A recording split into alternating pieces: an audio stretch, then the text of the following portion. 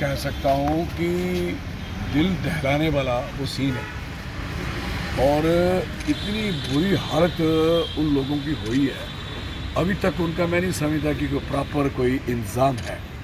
देखो, वो किसान लोग हैं, मज़ाटी में ज़मींदार हैं छोटे छोटे, और किसी के पास 10 कनाल है, किसी के पास 20 कनाल है, किसी का 5 कनाल है, और छोटी छोटी ज़मीन है, छोटी छोटी, और पेड़ इतने सुंदर हैं वहाँ जो सर धस गए हैं। जैसे अखरोट है, अनारदाना बहुत है, और वो कोई 150 से 200 कनाल जगह है जो सारी की सारी धस गई।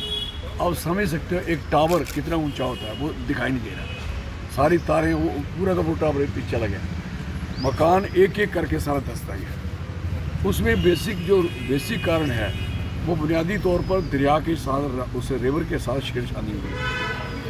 वहाँ जो जितनी भी सड़कें बनती हैं, बम ब्लास्टिंग होती है, यू नो बेटर कि फरजाइल पहाड़ हैं हमारे, इन नए पहाड़ होते हैं, नए पहाड़ों को इस तरीके से छेड़छाड़ की। ये पुराने पहाड़ नहीं है, दक्कन प्लाटो नहीं है, this is the north east. वहाँ जितना भी नुकसान हुआ है वो लोगों के कारण नहीं हुआ, और नेचुरल क्लाइमेटी का नाम दे के भी नहीं कह सकते, करो आप कह लो, वो मैन मेड है। क्योंकि जितना भी कारोबार यहाँ उसके नज़दीक हुआ, कहीं रेलवे का काम, कहीं दूसरा काम, कहीं सड़क का काम, उसकी वजह से सारी डिस्टर्बेंस हुई है। और फिर जितना मलबा, सुनो अभी भी आप जाओगे, जितना मलबा सड़कों का उन्होंने दरिया में डाला, दरिया ने अपने रुख चेंज किए हैं चनाब ने, और रुख चेंज करके वो उसके साथ लगा है, वो सारा ड्यू टू दैट ये सारा काम हुआ एक बार। और उसके साथ साथ जितनी भी उनकी लोगों की पल्ले कुछ था, वो उनके पास एक समझो सुई तक नहीं उनकी बची, जब सारा मकान ही चला गया, मकान दिखाई नहीं दे रहा।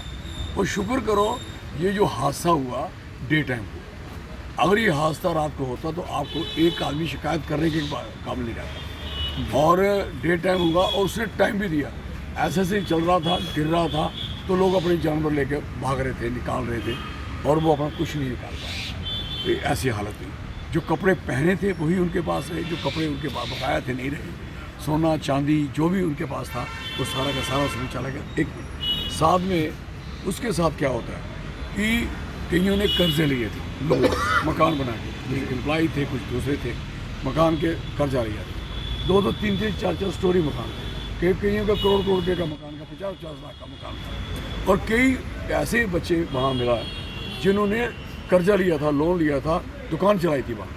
अब उनकी किस्तें कौन देगा, उनका कारोबार कौन देखेगा। अब सवाल है कि उनकी जो तकलीफ़ है, उनकी जो मांग है, वो बड़ी क्लियर है, साफ़ सुथरी है कि 150-200 कनाल ज़मीन सरकार के लिए बहुत बड़ा काम नहीं है, और सरकार को 150-200 कनाल ज़मीन इमीडिएट वो उन लोगों को अलाट कर देनी चाहिए, और जितनी जिसकी ज़मीन गई है उसको उतनी ज़मीन दी जाए। जो कर्जे लिए उनके लोन माफ़ किए जाएँ, और उसके साथ जो उनको इमीडिएट पैसे कम से कम भी 10-10 लाख रुपये अपने मकान स्टार्ट करें। इतने रहन सहन अच्छा, इतने सुंदर लोग, और मेरी आंखों में पानी आ गया अभी भी। मैं जब सोचता हूँ, जब औरतों ने, लड़कियों ने, जो शादीशुदा, उन्होंने अपनी चुन्नी उतारी तो मुझे दे दी। आप समझते हो, जब हमारे पहले लोग करते थे कि अब हमारा सिर नंगा हो गया, और दूसरा नंबर पगड़ी उठाते थे देते, और जब उन्होंने ऐसा किया तो मुझे बड़ा रोना आया, और रो रहे थे टोटली सारा परिवार, छोटे बच्चे से लेकर बड़े बच्चे, और इमीडिएट उनके पास ये हो गया, हमारे पास है कुछ नहीं, ख़त्म हो गया। तो कहने का मकसद है सरकार को प्रायोरिटी जिस तरीके से लेनी चाहिए। हाँ, सरकार उसके लिए, मैं देखा वो लगे थे हॉर्टिकल्चर वाले, एग्रीकल्चर वाले, अपने में कितनी ज़मीन, कितना वो है वो लगे हुए थे। मेरा कहने का मकसद है ये कहानियाँ और फाइलें कई बार पहले भी बनी हैं, और इस दौर जो पिछला गुजरा है, मैं दलवास की बात करता हूँ, अभी तक उनको कुछ नहीं मिला है। अभी तक जो गांव अडॉप्ट किया था सदल का, हमारे कंसर्निंग PMO जो मंत्री बैठे, पूछो अभी तक वो लोग वहाँ उधमपुर में एक हाल में टीन के शेड में पड़े हुए हैं, और 126 नफर हैं, और तब से उनको जो ज़मीन लाट अभी तक उनको दी नहीं है। तो ये हो गया हाल सदर का पूरे 5 साल पहला। तो कहने का मकसद है कि शुक्र करो कि ये सरकार चेंज हो जानी है, चौधरी लाल सिंह ने MP बन जाना है। तो अगर ये सारा नहीं इनका मसला हल होगा तो मैं तो करवाऊँगा, जैसे मर्जी करवाऊँगा, मैं तो बिल्कुल करूँगा। मेरे पल्ले था ही नहीं कुछ, किसी ने मुझे 50,000 रुपये उधर दिया हुआ था, तो मैंने उठा के उनको दे दिया, मेरे था ही नहीं, मैं यही जा रही, ये ले लो। तो बाकी अगर मैं अमीर होता तो मैं कहता कि आपके मैं मकान भी बना देता। हाँ, एमपी जब मैं बनूंगा, अगर एमपी लैंड की स्कीम में अगर मकान बनाने की योजना होगी, नहीं होगी तो मैं समझाऊंगा। जब आपकी सुनामी आई थी गुजरात में, हम भी सरकार में थे, उस समय एमपी लैंड से पैसे लिए थे लोगों को दोबारा रिवाइव करने के लिए। तो हमारे, मैं बाकी एमपीओ से भी नहीं ले रहा, लेकिन मेरा जो एमपी लैंड है वो कम से कम इन परिवारों के लिए इस्तेमाल होना चाहिए। मेरी जो अपनी सोच है, जो मैं कहना चाहता हूँ। तो ये सारे मसले हैं। और सरकार में डिवीजन कमीशन साहब से बात करी मैंने, वहाँ प्रिंसिपल सेक्रेटरी हैं एलजी साहब के, मंदिर से उनसे बात करी। तो मैं सबसे बात कर रहा हूँ, और जो कंसर्निंग अमला है वहाँ सबसे बात की है, और लोगों के उनके साथ मैं खड़ा हूँ। और देखिए अभी वो वहाँ हुआ कुछ हादसा, मेरी आदत है, अब मैंने बोर्ड लिए थे उनसे, मैं लाने थे मेरे लिए, मैं घर बैठता, मैं चला गया। अभी मैं जीता नहीं हूँ, अभी मैं बाहर बैठा हूँ, मैं चला गया। लेकिन अभी तक तो एक बंदा मिनिस्टर था, वो उसको जाना था, कल पैसे अनाउंस करता, देते 4 पैसे दे के आता, क्यों नहीं दिए? फिर मैंने इलेक्शन कमीशन को रिक्वेस्ट करी है कि इलेक्शन कमीशन, क्योंकि इस समय इलेक्शन का कोड ऑफ कंडक्ट लगा हुआ है, इलेक्शन कमीशन के पास भी फंड्स होते हैं, इलेक्शन कमीशन गवर्नमेंट को डायरेक्ट करे, इमीडिएट उन लोगों का बचाव करें। हमारा तो इलेक्शन हो चुका है, इस समय तो कोई इलेक्शन का उस पर असर नहीं पड़ने वाला।